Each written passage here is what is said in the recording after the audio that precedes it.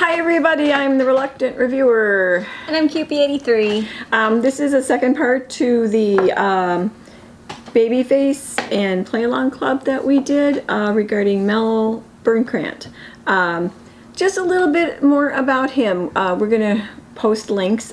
He's an artist, okay. He's a toy artist. Mm-hmm. That's his job. His job was to take paper and talk about things and come up with projects and then go, here, okay, I'm on to the next one.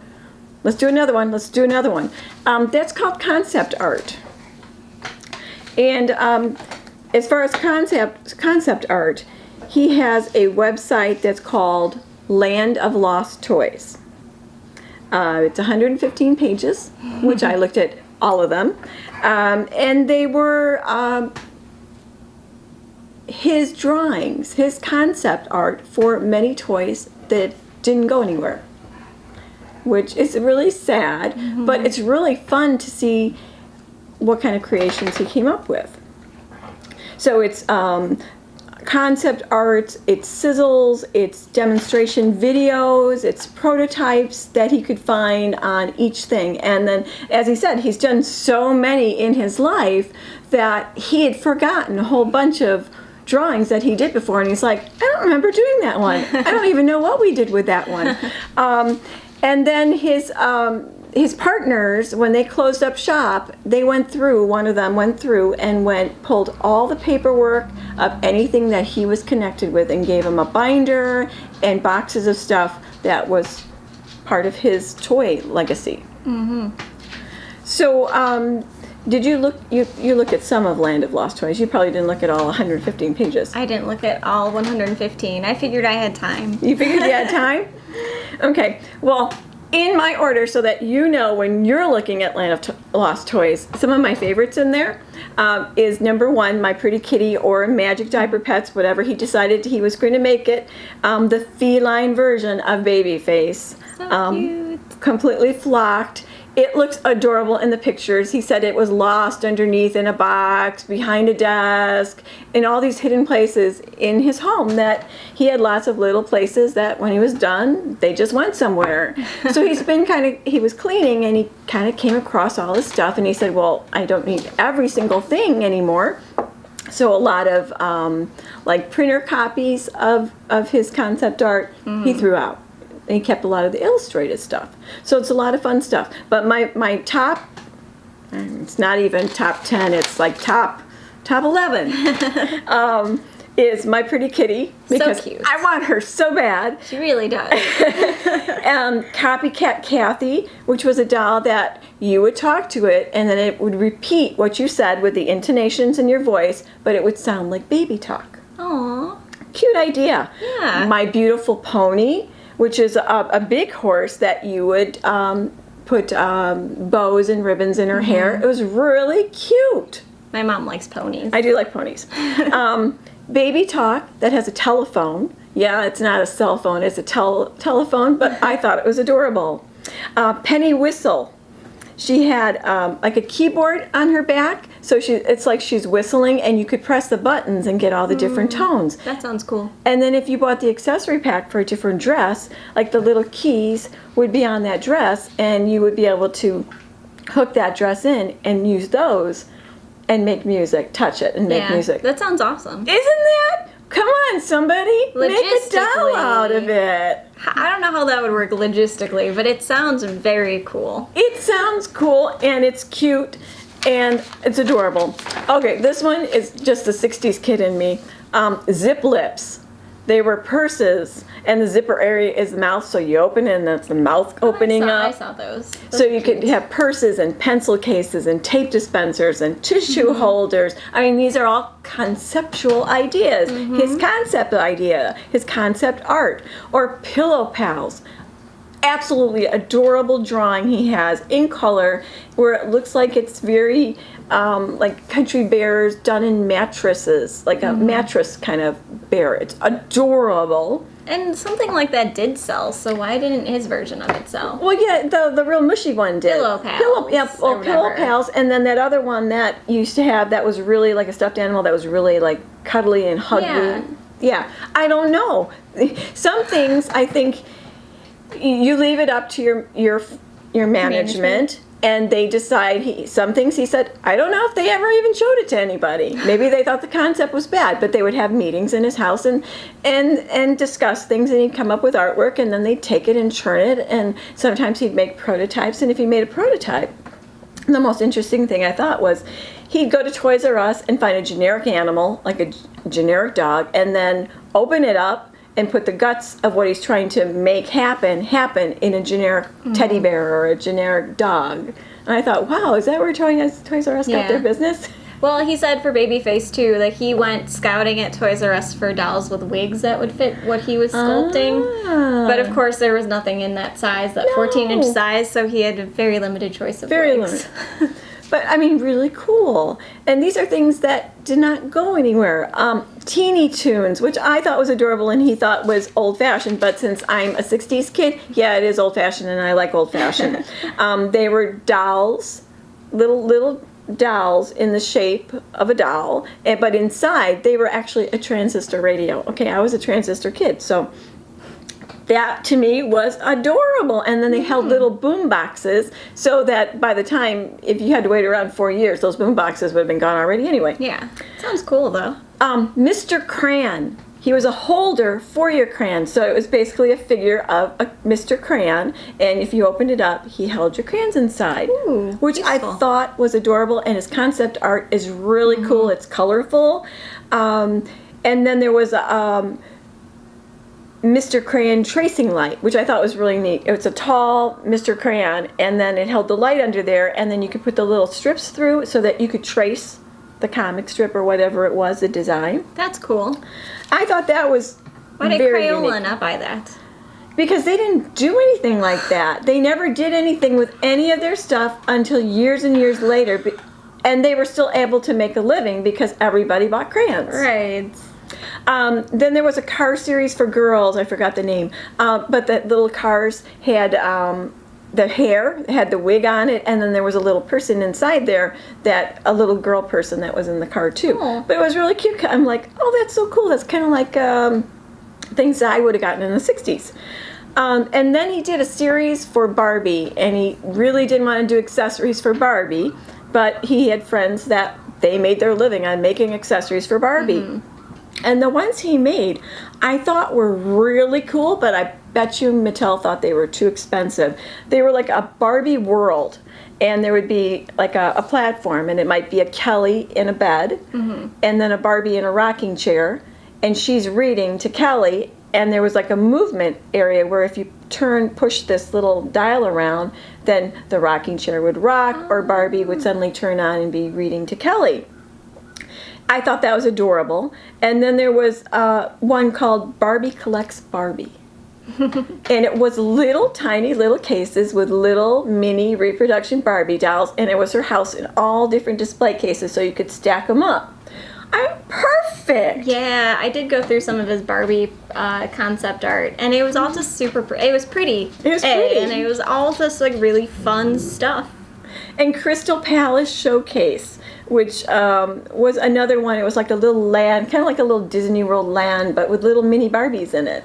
It was adorable, and Mattel probably thought, yeah, we're not doing that. Too much time and effort. And I feel like Mattel really likes in-house designs, like things that they get from the staff they pay to be designers, as opposed to outside designers. But if you want something fun to do, go through his 115 pages of toy ideas, and there are teddy bears and things called noddlers, little figures, and hairballs. It's an actual ball, and it's got hair on it, which is another 60s type crazy thing that I probably would have bought. You could, you can spend an entire afternoon going through this, website and thinking of, seeing all these toys that could have been, basically. And the only thing I didn't read about was something that he had done not that long ago with the Martian series with somebody else in New York, and they created these Martian series that he had an idea for a long time ago, and they actually brought it to fruition. Well, because it was a toy in the 60s. And then they through Colorform. Oh, and then they made it into actual figures Well, they were figures back in the 60s. in color form, really. Yeah, through Colorform, because he was like not VP of he was a head of creative or something at Colorform for a couple That's years. why he was doing a lot of color. So form he did stuff, like too. a lot of stuff for Colorform. Like literally, he said it was. I don't know my notes here, but like it said his job title was like creative head, but he also was doing all the other things like helping set up showrooms for toy fairs and doing all this other like I writing didn't know copy and that. stuff. But he was big at Colorform for a while, and so they made the Martian things. What are they called? Martian things. So he was a creative director at Colorform. Oh, But the Outer Spacemen. Spacemen. So Colorform made the Outer Spacemen, which he's like, Mel is super proud of the Outer Spacemen. It's one of those things that I think they are collectible at this point, and they looked kind of cool, and they were like very, I want to say they were like 60s, like late 60s maybe.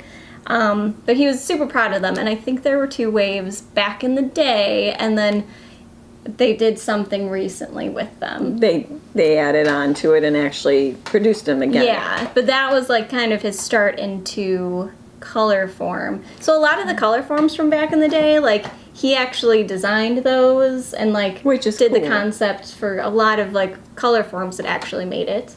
Yeah, so it's really interesting to look at all the toys that didn't make it and the toys that did Yeah. make it. But as far as collecting, something you might want to collect is concept art. Yeah. Mel's put all his concept art he could find on the website. But if you look at eBay, you can find concept art, and I happen to have some concept art. I forget who had made it, but my concept art has to do with the Sunshine Family, which I don't know where he lives. He has 2 wives, 2 babies, 2 wives. I had to get an extra one because I think there was dog damage on one of my Sunshines. So I think it was him. So I had to get a new dad. But she's my original girl. So I'm not sure who did the concept art because he did not sign it, and eBay will not let you see more than 2 years of your old purchases. Oh. So I can't pull it up to find it. Or is it his name right there? Tom Rogers, is it? I could see Rogers there. Okay, it might be Tom Rogers. Okay, so this is one of his concept art. It's for the Sunshine Family. It was done in 75, I believe it says. 75. It's the Sunshine Family grows a garden with your help. We supply a tray and a printed backdrop or a label on Masonite, an assortment of gardening tools, and a how-to-grow craft book with planting instructions and crafts. So this is what it would have looked like, the toy, when it came out. There, his envision of the toy. And then that would go from person to person, office to office, and they would approve what they wanted to approve and say, no, we want this taken out, or we don't want this. But you can see part of it's in color. Here's the little kid in there. There's Sunshine Dad, Sunshine Mom. But it's really kind of cool looking. So much detail is right in there. I mean, it literally is art. So you would think, it's just someone drawing a sketch, but this is art. Anyone who can do that, I consider an artist. Also, Mel, because he's got some beautiful stuff. Oh, yeah. Another one I have. This is the house. And it has all the pieces of what everything is supposed to look like graphically on there. Make a craft garden. Remember, Sunshine Family always gave you a crafty idea to work on, either with the outfit that Mom was wearing or something Baby had. It shows you what the walls are supposed to look like.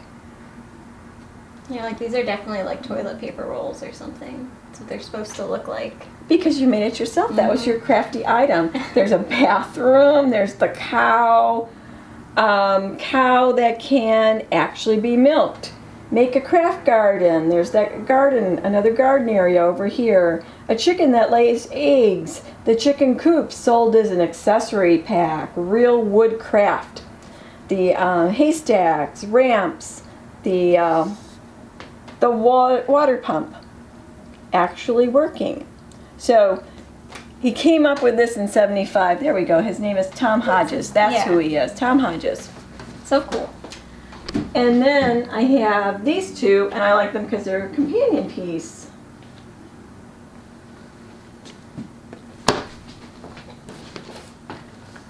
So you have the Sunshine fashion box, and you could put all your craft items in there. And then you also had, showing it open, Sunshine Family Craft Supply and Doll Storage Case. You've got a ruler on the end of this, so you can always do your crafts with it. You can put your crafts in there. You could put all your beads in there. And I don't know why. I guess you're using the milk carton. Otherwise, why is the milk carton on its Yeah. side? But these were done. This was dolls, costumes, and all craft supplies not supplied. Drawing to showcase concept. So that was their concept idea, and I think it is so adorable. And if you collect dolls or toys, you need somebody's concept art to be in there. Oh yeah. These guys are still waiting to be framed eventually. And then this one, which I think is really cool, this is for Barbie Land. It shows you the wall, factory applied label on the hardwood, a pressure sensitive label. This was done in 77. And then this comes up. So it shows you what it looks like that way, the kitchen. And then once you put the island in, which is really cool. Yeah, I love that's this. really neat. Sometimes you can find these for decent prices too. Like, it's not all hundreds and hundreds of dollars. No, these were really decent prices. I wish I'd known when they were out there before. Well, this one's a recent. This was a gift. And this is a Happy Meal box. But we don't have the actual box, and we're not sure if it had been created. Maybe some of you that collect Happy Meal toys would remember it. Yeah, it's whenever these guys, the Barbie and the Beat, I want to say, were out and were Happy Meal toys. But it's really cute, so that's not framed yet either. But those are a couple, and then I had some that I don't have out that are just basically the concept of the box. Like in Mattel land, it's mostly box art. So I have a few of those, but those are really big, giant pieces of sheets, and they're just like kind of like a one-off sheet. But this is something you might want to add to your collection. Look for concept art. If you want to look at Mel stuff and see all the different kinds of concept art out there, it's really cool stuff. I think he should be selling his stuff instead of just putting it on a website. But it's up to him. But I thought I'd show you something different. I've had Kewpie doing history for the last 2 days. Yes. But it has been interesting, and like I said in the other video, we would link to it, and I'm going to link into this video to all the websites that you can find the Land of Lost Toys and all the other kind of little places that he's talking about, and maybe his collection. So I thought I'd show you this, and I hope it was interesting, and I'll talk to you later. Bye. Bye.